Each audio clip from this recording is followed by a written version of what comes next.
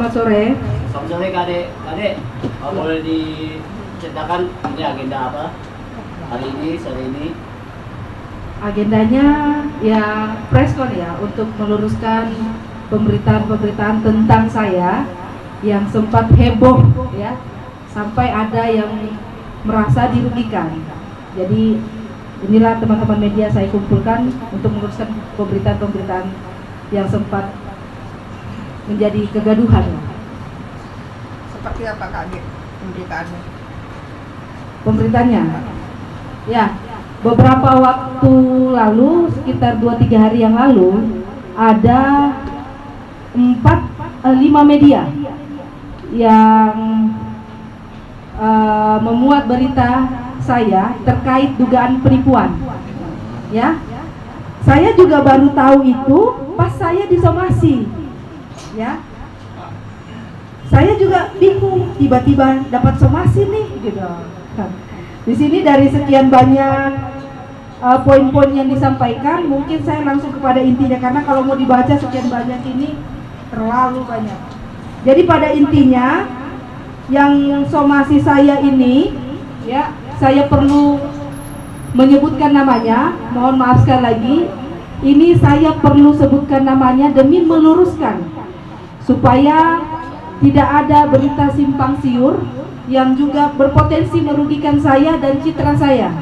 Ya, saya menerima somasi dari kuasa hukum atas nama Cici Nugrama Cayanti, yang katanya ya, sebagian besar dari beberapa poin-poinnya ini, bahwa pada tanggal 21 April 2026 saudari juga mengirim beberapa media elektronik yang merugikan klien kami. Garis bawah ya, yang merugikan klien kami. Media Newstar dengan tema suami mantan gadis majalah populer diduga tipu Ade Ratnasari hingga ratusan juta. Terus media Warta Hot News, waduh, suami mantan gadis majalah populer diduga tipu Ade Ratnasari hingga ratusan juta. Berita selanjutnya media Headline ID dengan tema selebgram Ade Ratnasari jadi korban suami mantan gadis majalah populer diduga lakukan penipuan. Selanjutnya media Kompasiana dengan tema Ade Ratnasari diduga tipu 1M, diduga ditipu 1M, suami mantan gadis majalah populer terseret. Pertanyaan saya kan ini disomasi, katanya merugikan, mungkin merugikan nama baik ya, karena di sini tidak disampaikan secara detail dan utuh apa yang dirugikan, nama baik kah?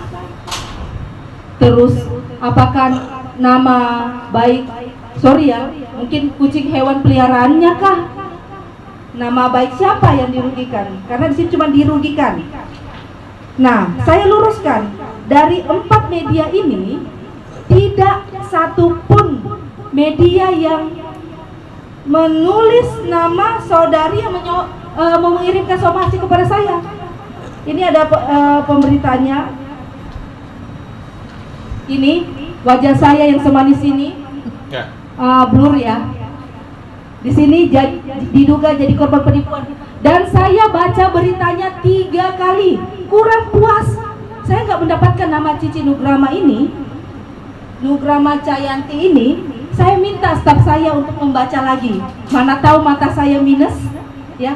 Coba deh kamu kamu baca dan cari namanya Cici Nugrama Cayanti sampai dia merasa dirugikan. Ada nggak? Nggak ada. Lalu saya mintalah ponakan saya yang masih kelas 6 SD. Mana tahu saya rabun ya. Mungkin kalau kelas 6 SD bisa lebih jeli. Ternyata nggak dapat juga nama Cici Nugrama Cayanti ini. Nah, di sini juga saya diminta untuk meminta maaf. Kenapa sih kita nggak mau minta maaf kalau kita salah? Tapi saya di sini bingung, ya.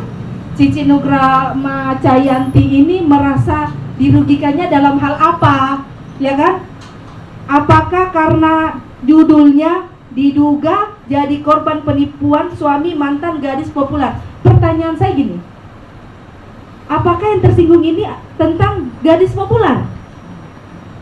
Saya nggak tahu loh, apakah Cici ini pernah bekerja atau di sana di jadi gadis majalah populer? Apa sih tuh majalah populer? Majalah dewasa. Tapi prestasi dong, positif-positif aja ya. Iya dong.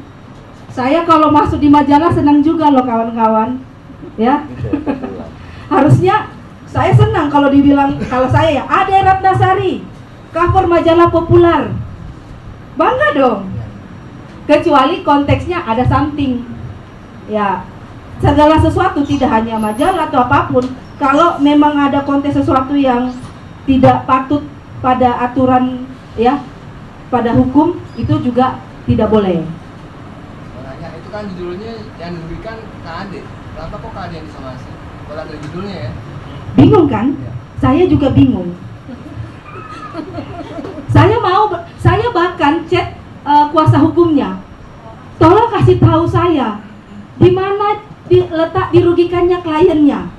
Katanya menurut isi somasinya, menurut pasal 433 junto pasal 483 Undang-Undang Nomor 1 Tahun bla bla bla bla, ya. Saya singkat saja, terlalu panjang. Tentang perubahan kedua atau Undang-Undang Nomor 11 Tahun 2008 tentang informasi dan transaksi elektronik. Berarti pencemaran nama baik ITE ya? Saya mencemarkan nama baik siapa di sini? Kan tidak menyebutkan nama ibu yang terhormat ya, Ibu Cici Nugrama Cayanti. Tapi kalaupun disingkat nggak tepat loh. Ya, kalau disingkat CNC. Kok jadi Ibu Cici Nugrama Cayanti yang tersinggung? Teman populer, majalah populer saya ini banyak loh. Banyak sekali. Yang nipu saya banyak juga. Pertanyaannya, kenapa jadi media ini yang diangkat? Warta Hot, Newstar, ya. Nih. Harusnya yang disomasi medianya. Kan nggak ada statement saya juga. Tapi mungkin saya sempat menyampaikan kepada rekan seprofesi saya ini yang memberikan somasi, tolonglah dibaca beritanya baik-baik lagi. Atau mungkin adik saya atau ponakan saya yang kelas 6 SD itu kurang paham membaca dengan baik. Mungkin PH-nya bisa membantu baca lagi nih beritanya, ada nggak nama kliennya, ya. Kalau ada, waktu, tempat, ruang, saya akan minta maaf, ya, karena menyebutkan nama Ibu Cici Nugrama Cayanti ini, ya. Tapi kembali lagi ya teman-teman, apapun soal terkait ini, satu hal, tidak lepas dari yang namanya kasus yang saat ini merugikan saya, ya. Tadi kan sempat bilang lanjut itu gimana sebenarnya? Ya, jadi kita clear ya soal Mbak Cici Nugrama Cayanti. Kenal nggak dengan Mbak Cici, Kak Ade? Kenal. Sebagai Orang yang saya sampaikan untuk mengembalikan uang saya. Dia mengenali dengan dekat. Dia sempat menawarkan diri untuk menjadi jembatan. Tiba-tiba saya tagih-tagih terus, merasa keberatan, merasa risih kayaknya, ya, untuk ditagih terus. Lah gimana? Lah beliau yang bersedia untuk menjadi jembatan. Dan perlu saya sampaikan kepada teman-teman media bahwa uang saya, ya, ini supaya tidak blunder ke sini. Saya rasa untuk somasi ini sudah terjawab ya. Tidak ada yang menyebutkan nama Cici Nugrama Cayanti ini. Kalau mantan gadis majalah populer tuh banyak, gitu loh. Kalau disingkatkan juga nggak tepat singkatannya, kurang satu huruf. Oke, silakan teman-teman. Di sini kan bicara ketipu dengan jumlah uang. Bisa dikasih lihat buktinya? Ya, di sini saya kronologis dulu dong. Jadi saya bertemu dengan oknum yang berinisial AMR, ya. Dia Ciri-cirinya seperti kayak pejabat lah kalau keluar. Ya. Kenal pejabat ini, kenal jenderal ini, kenal ini dan itu. Kita yang orang tidak tahu yang kayak gimana ya, tidak tahu apa-apa, tiba-tiba dibawakan nama-nama jumlah pejabat, karena kami juga punya urusan, senanglah berkenalan dengan orang seperti itu.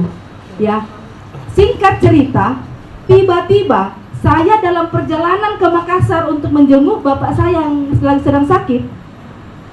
Beliau menelpon saya tidak berhenti. Ya, di sini ada buktinya. Ya, ini buktinya. Saya kirimkan lokasi saya kirimkan saya sudah sampai di Bank BCA, ya, untuk mentransfer uang sejumlah 200 juta rupiah. Hanya sekali atau 2 kali pertemuan. Kenapa saya mau transfer? Karena beliau menyebutkan ada nama jenderal. Ya takut dong saya sebagai orang biasa ya. Takut apa percaya? Hah? Takut apa langsung percaya transfer itu? Khawatir dan juga percaya karena sempat ada pertemuan. Tapi dalam pertemuan yang sebelumnya tidak pernah membahas uang. Tapi tiba-tiba mungkin si oknum inisial AMR ini, ya inilah caranya untuk meyakinkan kami gitu. Karena korbannya tidak hanya saya, rekan saya juga. Artinya Ini dia menjual nama.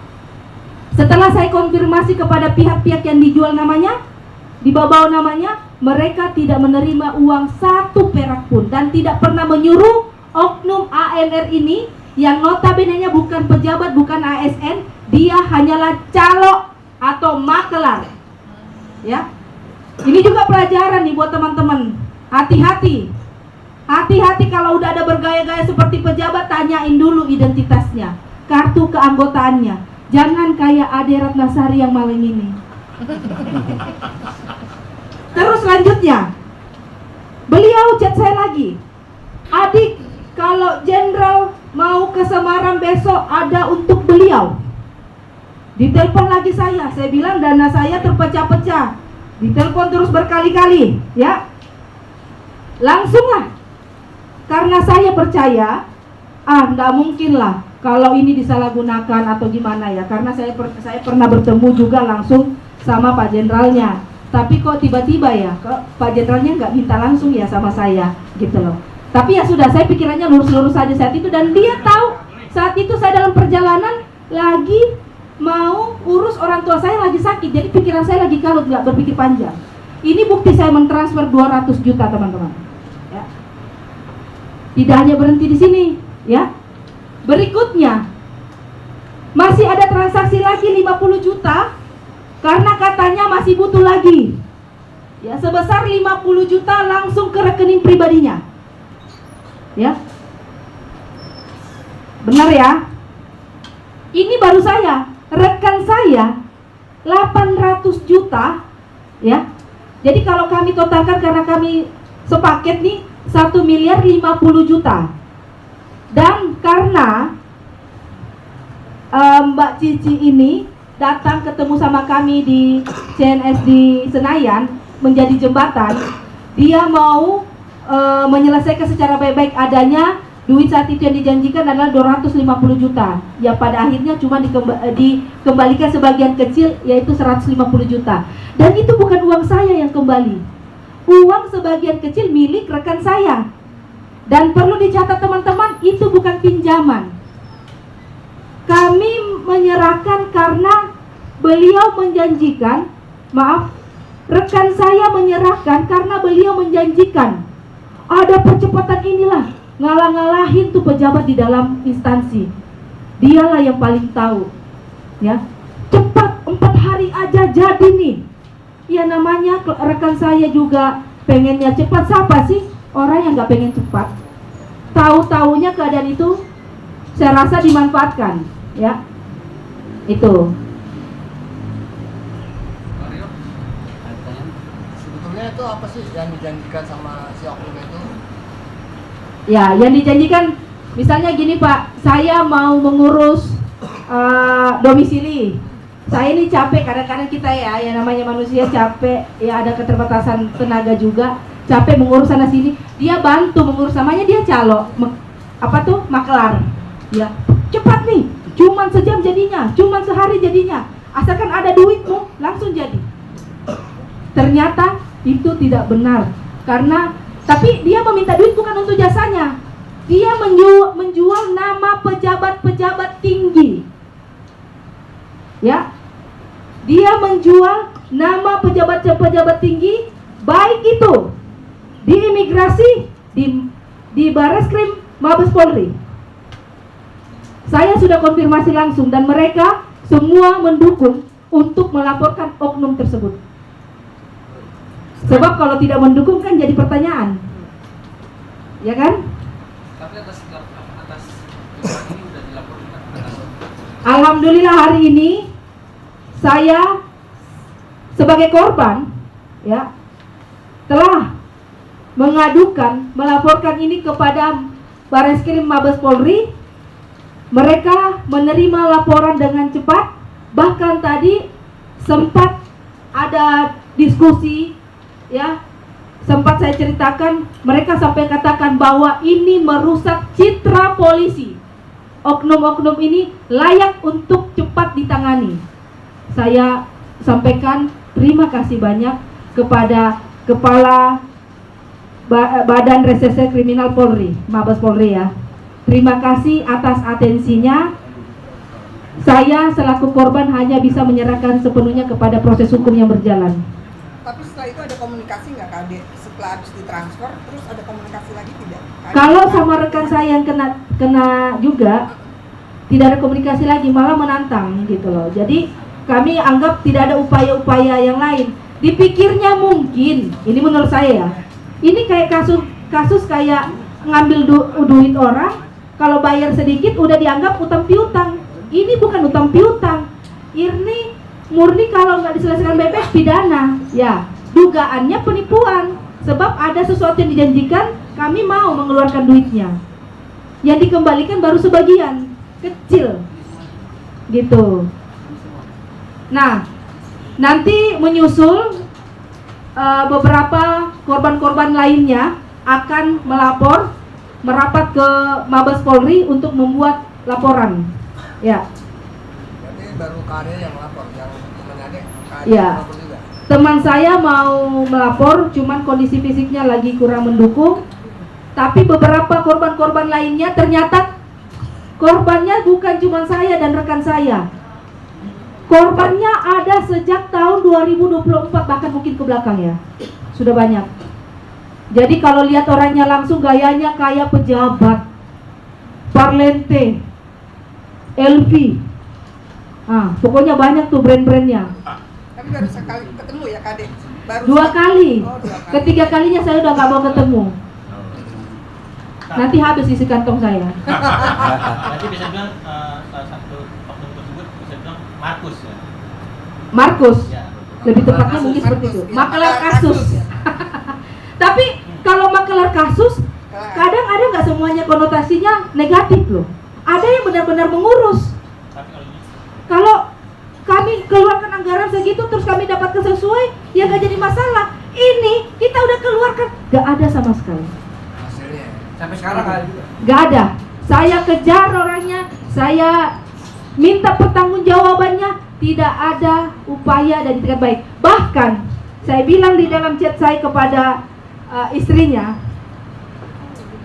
hanya orang yang berakal sehat yang bisa berjanji 1, 2, atau 3 lah paling banyak. Kalau 10 sampai 20 kali berjanji,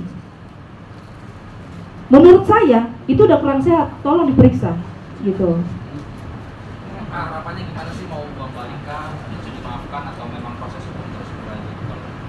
Karena sudah laporan di Bareskrim Mabes Polri, kami serahkan semua kepada pihak yang berwajib untuk bagaimanalah prosesnya. Kami mengikuti saja.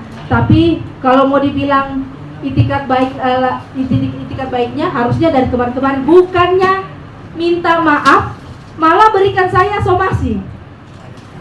Kan lumayan nih, somasi ini kan kalau bayar PH kan lumayan dong, ya, daripada bayar PH fee-nya, ya, mending ngasih ke saya. Saya belum terbayarkan, Pak, ya, skincare saya sudah mau habis. No, di sana masih bisa terawat, saya skincare saya sudah mau habis, ya. Belum dibayar 1 perak pun. Tapi bisa tunjuk PH. Nah, itu yang membuat hati Ade Ratnasari hancur. Iya, jadi hari ini kalau dibilang saya harus minta maaf, maaf, ya, maaf, ya maaf saja, tapi bukan kepada dia. Maaf, karena saya belum minta maaf. Kak Ade kembali ke somasi, nggak ada laporan balik ke mereka. Saya sudah mengirimkan somasi balik kepada Mbak Cici, ya, karena merasa dia dirugikan, sementara saya merasa kalau saya yang disomasi, saya dong yang dirugikan reputasi saya. Seakan-akan saya mencemarkan nama baik orang, gitu. Jadi teman-teman, nih biar fokus kameranya. Kalau ini terus berlanjut, maka karena awal permulaan kami mau menyerahkan duit ini karena ada nama-nama pejabat yang dijual namanya. Salah satunya inisial. Ya, inisialnya nantilah kami akan lanjutkan aksi damai, ya. Kami mau mendengar secara terbuka karena keluarga besar saya juga merasa tidak terima duit segitu. Bagi saya ya banyak sekali duit itu, ya. Bagi rekan saya juga itu duitnya banyak, lumayan. Kalaupun harus saya memberikan kepada orang, mending yang lebih membutuhkan lah, ya. Kami akan menggelar aksi damai, ya, langsung kepada instansi pemerintah, kantor instansi pemerintah yang di bawah, gadang-gadang di bawah namanya. Kapan kan? Dalam waktu dekat lah, Amin. ya, Oke. ya. Oke. Foto bungkus.